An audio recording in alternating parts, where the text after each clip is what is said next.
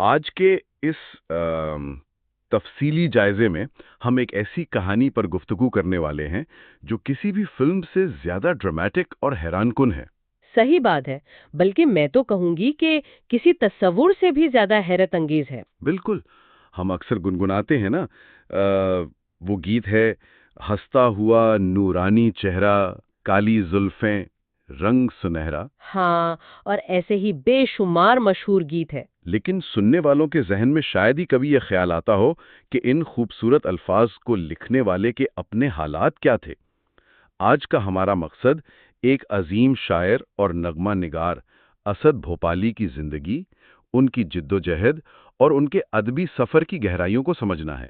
اصل میں یہ سفر صرف ایک شاعر کی کہانی نہیں ہے، یہ غربت، ذمہ داریوں کے بوجھ اور بمبئی کی فلمی دنیا کے سخت ترین رویوں کے درمیان ایک فنکار کے زندہ رہنے کی داستان ہے۔ چلیے اس بات کو تھوڑا کھول کر دیکھتے ہیں کہ کس طرح ایک چھوٹے سے شہر کا معمولی کلرک اپنی صلاحیتوں کے بل بوتے پر فلمی دنیا کے عروج تک پہنچا، اور کیسے اس نے مسلسل ناکامیوں اور قدرتی آفات کے باوجود اپنے فن کو مرنے نہیں دیا۔ یہاں جو بات سب سے حیرت انگیز ہے وہ یہ ہے کہ یہ داستان ہمیں جس قلم سے ملی ہے وہ خود ادب کا ایک بہت بڑا نام ہے۔ ہاں، یہ ایک بہت اہم حوالہ ہے۔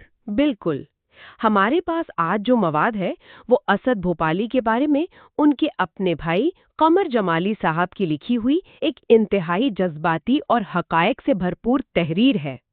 قمر جمالی صاحب خود اردو ادب کے نامور رائٹر اور ڈرامہ نگار تھے۔ یعنی ان کی لکھی ہوئی چیز کی اہمیت خود بخود بڑھ جاتی ہے۔ صحیح کہا، مدھیہ پردیش میں اردو صحافت پر ان کی ایک انتہائی اہم کتاب موجود ہے۔ اس کے علاوہ آپ کا لکھا ہوا ڈرامہ درد کا دریا، وہ بھی ادبی حلقوں میں بے حد مقبول ہوا تھا۔ جب ایک عظیم ڈرامہ نگار اپنے ہی بھائی کی زندگی کی کشمکش کو کاغذ پر اتارتا ہے تو وہ تاریخ کا ایک انمول حصہ بن جاتا ہے۔ واقعی قمر جمالی جیسے ادیب کا لکھنا اس بات کی ضمانت ہے کہ ہمیں حقیقت کا بالکل خالص رخ دیکھنے کو مل رہا ہے۔ تو اس کہانی کی ابتدا ہوتی ہے 10 جولائی 1921 سے، جب اسد بھوپالی کی پیدائش ہوئی۔ یہ وہ وقت تھا جب پہلی جنگ عظیم کا خاتمہ ہو چکا تھا اور پورے ہندوستان میں آزادی کی تحریک شروع ہو چکی تھی۔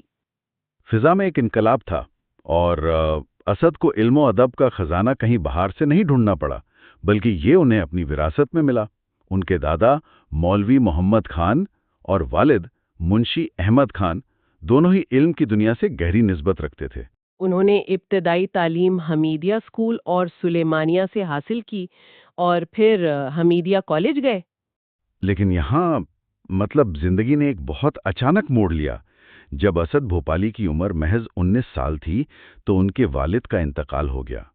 اس حادثے نے اس نوجوان کی پوری دنیا الٹ کر رکھ دی۔ اگر ہم اسے وسیع تر پس منظر میں دیکھیں تو یہ صدمہ صرف ایک باپ کے سائے کا اٹھ جانا نہیں تھا۔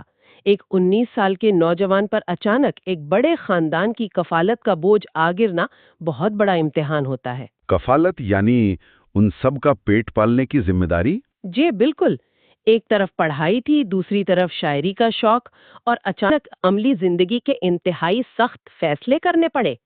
انہوں نے اپنی زندگی کی پہلی نوکری جامع مسجد میں شروع کی، جہاں انہیں بطور کلرک محض 5 روپے ماہوار تنخواہ ملتی تھی۔ صرف 5 روپے ماہوار؟ یہ واقعی حیران کن ہے۔ اور بات یہیں نہیں رکی، اس کے بعد انہوں نے ریشننگ کے دفتر میں کام کیا، اور پھر جب 1947 کے خوفناک فسادات ہوئے، جب حالات انتہائی کشیدہ تھے، تو انہوں نے ایک ریفیوجی کیمپ میں بھی نوکری کی۔ میں سوچ رہا تھا کہ ایک شاعر کے ذہن پر ان چیزوں کا کیا اثر ہوتا ہوگا۔ 5 روپے کی نوکری اور ریفیوجی کیمپس کی افراتفری، ایک طرف دماغ میں شاعری کی خیالی دنیائیں بس رہی ہیں، اور دوسری طرف کیمپ میں اجڑے ہوئے لوگوں کے دکھ۔ صحیح بات ہے، یہ دونوں چیزیں ایک ساتھ کیسے چل سکتی ہیں؟ یہ تضاد تو کسی بھی انسان کو اندر سے نچوڑ دے۔ دکھ تو بہت سے لوگوں کو ملتا ہے، تو اسد بھوپالی میں ایسی کیا خاص بات تھی؟ یہی وہ نقطہ ہے جہاں ایک عام انسان اور ایک فنکار کا فرق واضح ہوتا ہے۔ اسد بھوپالی نے ان حالات سے فرار حاصل کرنے کے بجائے انہیں محسوس کیا۔ ریفیوجی کیمپس میں اجڑے ہوئے لوگوں کو دیکھنا، ان کے دکھ برداشت کرنا، یہی ذمہ داریوں کا پہاڑ اصل میں ان کی شاعری میں اس گہرائی اور درد کا سبب بنا۔ یعنی ان کی غربت اور کشمکش ہی ان کی طاقت بن گئی؟ بالکل، جب کوئی انسان زندگی کی سختیوں کو براہ راست جھیلتا ہے تو اس کے قلم سے نکلنے والے الفاظ صرف کھوکھلے نہیں رہتے، ان میں حقیقت کی ایک تاثیر پیدا ہو جاتی ہے۔ یہاں آ کر بات واقعی بہت دلچسپ ہو جاتی ہے، کیونکہ یہی وہ وقت تھا جب زندگی نے اپنا پاسا پلٹا۔ ایک اہم موقع آیا ان کی زندگی میں۔ آپ اس مشاعرے کی بات کر رہے ہیں نا؟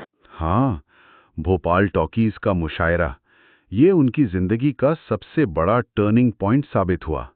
وہاں بمبئی سے آئی ہوئی فضلی برادرز کی فلم پروڈکشن ٹیم موجود تھی۔ اسد بھوپالی نے وہاں اپنی ایک غزل پڑھی جس کے بول جگنو تھے۔ اور سننے والوں کے لیے یہ جاننا دلچسپ ہوگا کہ اس غزل نے ایسی دھوم مچائی کہ پوری محفل لوٹ لی۔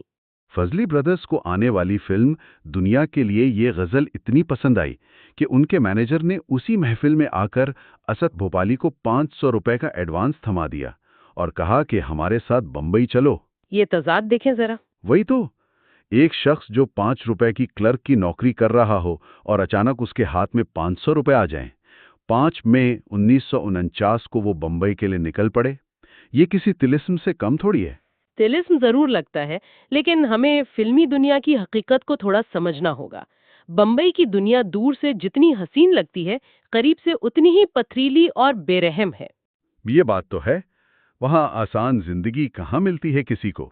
انہوں نے اپنی شاعری کو خوب تراشا، اسے کندن بنایا، لیکن فلمی دنیا کا کاروباری نظام انتہائی سخت تھا۔ یہ ایک کٹ تھروٹ مقابلہ تھا، جہاں بڑے اسٹوڈیو اور جمے ہوئے ناموں کا دبدبا تھا۔ وہاں ان کے داخلی جذبات کی کسی کو کیا پرواہ تھی؟ صحیح، وہاں صرف مارکیٹ کی مانگ دیکھی جاتی تھی۔ اسد بھوپالی جیسا حساس شخص جو ریفیوجی کیمپس کے دکھ لکھتا تھا، اس کے لیے اس کمرشل ماحول میں ایڈجسٹ کرنا ایک ذہنی عذاب تھا۔ اس رویے نے انہیں شدید نقصان پہنچایا۔ تو ایسے سخت حالات میں انہوں نے کیا کیا؟ ہار مان لی؟ ایک وقت ایسا آیا جب وہ اس کشمکش سے، مسلسل ناکامیوں سے اتنا تھک گئے کہ مایوس ہو کر واپس بھوپال لوٹ آئے۔ انہیں لگا کہ شاید فلمی سفر یہیں ختم ہو گیا۔ لیکن قسمت کو ابھی اور بہت کچھ لکھوانا تھا ان سے۔ کچھ عرصہ بھوپال میں رہنے کے بعد انہوں نے واپسی کی، اور ایسی واپسی کی جو سیدھی تاریخ میں درج ہو گئی۔ پارس منی فلم کا زمانہ۔ بالکل، 1963 کی فلم پارس منی کے لیے ان کا لکھا گیت ہنستا ہوا نورانی چہرہ سامنے آیا۔ یہ گیت کتنا پرکشش اور مقبول ہوا یہ ہم سب جانتے ہیں۔ اس کے بعد انہوں نے پیچھے مڑ کے نہیں، ایوارڈ بھی ملا۔ یہ ان کی مستقل مزاجی کی ایک عظیم مثال ہے۔ لیکن یہاں سے ہمیں ایک اور پہلو کی طرف بڑھنا چاہیے جو واقعی رونگٹے کھڑے کر دینے والا ہے۔ ان کی آزمائشیں فلمی دنیا کی ناکامیوں تک محدود نہیں تھیں۔ آپ 1989 کے سیلاب کا ذکر کرنے والے ہیں؟ جی ہاں، ایک کامیاب مقام پر پہنچنے کے بعد 1989 میں بامبے کی شدید بارش اور سیلاب نے جو قہر ڈھایا، اس آفت نے اسد بھوپالی کے گھر میں اس قدر پانی بھر دیا کہ ان کا تمام لکھا ہوا کلام تباہ ہو گیا۔ ان کی ساری ڈائریاں، برسوں کی محنت، سب مٹی ہو گیا۔ زندگی بھر کی کمائی پانی میں بہہ گئی۔ ایک شاعر کے لیے یہ کسی کی موت جیسا صدمہ ہوتا ہے۔ کسی بھی فنکار کے لیے یہ واقعی موت سے بڑا صدمہ ہے۔ کاغذ صرف کاغذ نہیں ہوتے، وہ اس کے خون اور پسینے سے سینچے گئے بچے ہوتے ہیں۔ جب ایک شاعر اپنی محنت کو مٹی میں ملتے دیکھتا ہے تو اندر سے فنا ہو جاتا ہے۔ لیکن اس کے بعد انہوں نے جو کیا، میں اسے کسی معجزے سے کم نہیں سمجھتا۔ ان کا حافظہ ناقابل یقین تھا۔ انہوں نے وہاں اپنے ہاتھ نہیں کھڑے کیے۔ اس حادثے کے بعد وہ مسلسل 3-4 دن ایک ہی جگہ بیٹھے رہے اور اپنے اس ضائع شدہ قلم کو محض اپنی یادداشت کے ذریعے دوبارہ کاغذ پر اتار دیا۔ ایک ایک لفظ انہوں نے اپنے دماغ سے نکال کر واپس محفوظ کیا، اور اس سفر میں ان کی دوسری اہلیہ سلطانہ بیگم کا کردار بہت اہم ہے۔ انہوں نے سہارا دیا ہوگا اس مشکل وقت میں۔ بالکل، سلطانہ بیگم نے ان کا بھرپور ساتھ دیا اور ان کے شاعری کے ذوق کو تسلی دی۔ یہ اس بات کی مثال ہے کہ اصل فنکار وہ نہیں جس کا کاغذ پر لکھا محفوظ ہو، بلکہ وہ ہے جس کا فن اس کے وجود میں اس قدر رچا بسا ہو کہ سیلاب بھی اسے مٹا نہ سکے۔ صحیح بات ہے، اور یہی وجہ ہے کہ ان کی شاعری میں مختلف رنگ ملتے ہیں۔ قمر جمالی کی یہ جو تحریر ہم ڈسکس کر رہے ہیں، یہ ثابت کرتی ہے کہ اسد بھوپالی صرف فلمی گیت لکھنے والے نہیں تھے۔ لوگوں نے انہیں شاید صرف فلمی شاعر کے لیبل تک محدود کر دیا تھا۔ جبکہ ان کی شاعری میں عصری حقائق، قومی غیرت اور غلامی کے خلاف بغاوت کے عناصر موجود تھے۔ اس حوالے سے ایک اور کتاب کا ذکر بھی ضروری ہے، ڈاکٹر سلیم حامد رضوی کی کتاب بھوپال کی ترقی میں بھوپال کا حصہ۔